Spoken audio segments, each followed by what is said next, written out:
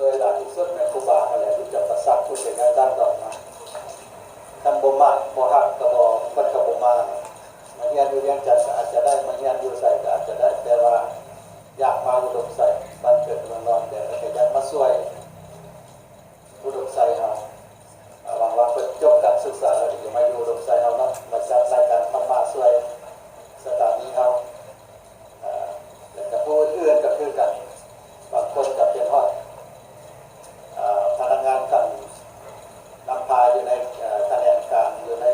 เรื่องงานต่างๆก็ได้ทราบเวลามาก็ขอขอบใจขอสุขเสยน้ำใจบรรดานักงานจำนวนหนึ่งก็ได้สละเวลามาข้าพเจ้าขอขอบใจทุกคนอุตสาหกรรมวัดทุกคนยกประสบผลสำเร็จในหน้าที่เรียนงานนำเอาบทเรียนที่เราฝึกครั้งนี้ไปนำใช้ให้มันเป็นประโยชน์แก่เรียนงานของตนเองสุดฝึกอบรมนักข่าวนักจัดรายการได้เปิดขึ้นในวันที่24มิถุนายนอยู่ที่ห้องประชุมของสถานีวิทยุโทรภาพแขวงอุดมไซโดยการเป็นประธานของทานพรสวรรค์พันธวิจิตรวานาแผนกแถลงข่าววัฒนธรรมและท่องเที่ยวแขวงอุดมไซ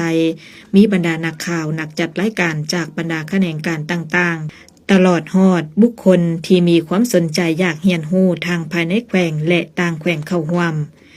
การจัดสุดอบรมในครั้งนี้ก็เพื่อเฮ็ดให้เวียกงานสื่อมวลชนอยู่ภายในแขวงอุดมไซได้รับการพัฒนาและขยายตัวอย่างกว้างขวางโดยเฉพาะแม่นด้านบุคลากรความรู้ความสามารถและด้านทักษะทั้งเป็นการจัดตั้งพันธุ์ขยายแนวทางของภาครัฐเกี่ยวกับการโฆษณาประชาสัมพันธ์ข้อมูลข่าวสารเวียกงานสื่อมวลชนให้ทั่วถึงเฮ็ดให้เขตรากฐานชุมชนเข้าถึงข้อมูลข่าวสารเวียกงานสื่อมวลชนนอกนั้นยังเป็นการพัฒนาและยกระดับเวียกงานสื่อมวลชนให้แก่บุคคลโดยเฉพาะแม่นักข่าวนักจัดรายการจากบรรดาแขนงการต่างๆและบุคคลที่มีความสนใจสามารถนำไปจัดตั้งปฏิบัติตัวจริงได้ในขั้นพื้นฐานเป็นต้นแม่นด้านความรู้ความสามารถทักษะและผิดฝ่ายต่างๆสุดอบรมในครั้งนี้จะได้ดำเนินเป็นเวลา5วันตั้งแต่วันที่24หาวันที่28มิถุนายนนี้ในนั่นสัมมนากรแม้นจะได้เรียนรู้หลายด้านเส้นสื่อประเภทต่างๆจรรยาบรรณของสื่อมวลชนเทคนิคพื้นฐานในการเขียนข่าวถ่ายภาพการเขียนบทเทคนิคในการจัดรายการวิทยุโทรภาพการนำใช้อุปกรณ์ในห้องสตูดิโอ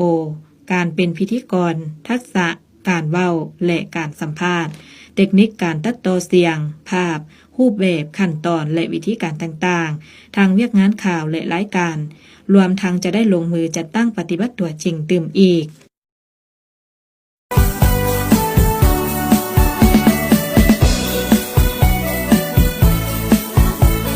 ต้อนรับบรรดาทานเข้าสู่รายการวัฒนธรรมสังคม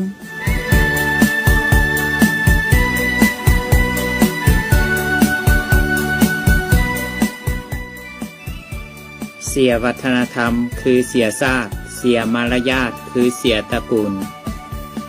สบายดีท่านผู้ฟังที่เคารพมีรายการแฮกแพงทุกทาน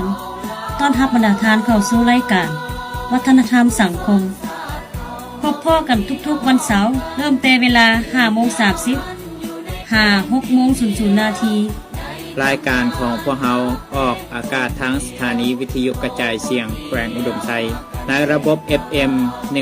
102.3 เมกะเฮิรตซ์ทำหน้าที่ดำเนินรายการโดยสมภมิตรศรีสมบัติและพระอาจารย์แป๊บโพธิศักดิ์มาพบพ่อกันในมื้อนี้วันเสาร์วันที่30มิถุนายน2019ตรงกับแฮม13ค่ำเดือน7ลาวปีกูลพศ2562เจ้าทางรายการของพวกเราเป็นรายการหนึ่งที่นำเอาความรู้ทางด้านวัฒนธรรมสังคมมานำเสนอให้ทานได้รับฟังหวังว่าทางรายการของพวกเราจะเป็นช่องทางหนึ่งในการกระจายข้อมูลข่าวสาร